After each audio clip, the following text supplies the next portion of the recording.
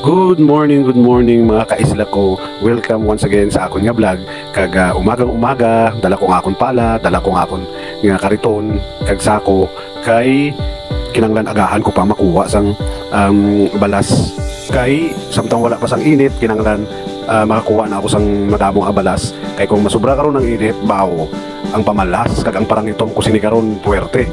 So suguran ko sa pagpapanahog sang sako kag pangpala isa-isa pasulod sa akon nga sako. Kag nakita mo nyo man nga gina-isa-isa ko ina kay ang mga sako nga ginapang bitbit ko kagina ginapalit sang hangin kay daw medyo nagalain naman ang tiyempo, nagahangin, pero okay naman ina kay daw kuha naman sa akon pabor-pabor kay siyempre kung wala sing galom nga naga-shade sa akon, malabang tunaw naman ang beauty ko. Kaya grab ko na lang oportunidad nga hindi mainit kag birabirahan ka kuha sang balas para kung umabot ka man ang init, at least nakarami na ako kag ma-start na to dayon kay sa ining adlaw gamiton gyud ang balas ang akong mga banday. Later on guys, makita nyo karon kung pila na kabag ang nahakot ko sa subong nga aga. Bali wala ko ka umpisa kagay na pang video kay siyempre daw wala pa sa pinsar ko nga mag video ako subong sang akon nga obrahon sa subong nga adlaw. So naara na naka ready na ang additional na 3 kasako, pero lugangan ko pagidi na sang pilapay kasako para magdamo-damo ang akon nga balas.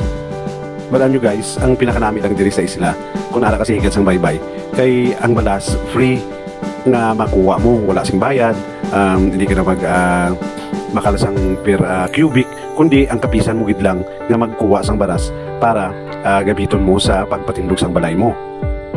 Unlike iya dito sa Banwa, maobligar ka gid kag mag-order sang balas.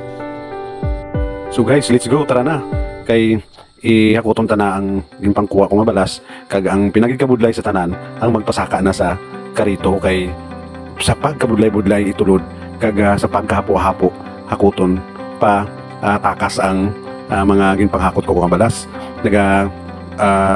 Hapo-hapo ka tulod sang karito mo hasta nga makalapot ka sa amon nga balay. Kakara na guys, ang akon nga gintipon medyo madamo-damo na kay para ready na ina gamiton sa pagmasa kag panghalo blocks sa akon nga balay for the second floor na akon. For now, medyo may budget kami para sa pagbayad sang panday kag medyo ginbudgetan man namon ang mga material para isugod naman for the second floor. So ayan, makita nyo na nagatindog na ang mga pader sa ibabaw, kwarto, kag pakita ko sa inyo kung ano ka dapat ang patindog namon nga 2 kwarto sa iyo ibabaw. Wala pa man na ina matapos, pero basi mauntat naman ini kay siyempre gina-budget lang namon ang kwarta. Kung makatipon-tipon naman, di papanday naman. Kaya mo lang sina ang mahimo mo sa patindog sa balay. Kaya among ginapagkakitaan, tiyanggi mo lang kung ano-ano na makakitaan sa lawod. So guys, thank you for watching ha. Abangan nyo na lang ang second video sang akon pagpahimo sang amon nga balay. Salamat gid. Thanks for watching. Kita-kits tayo.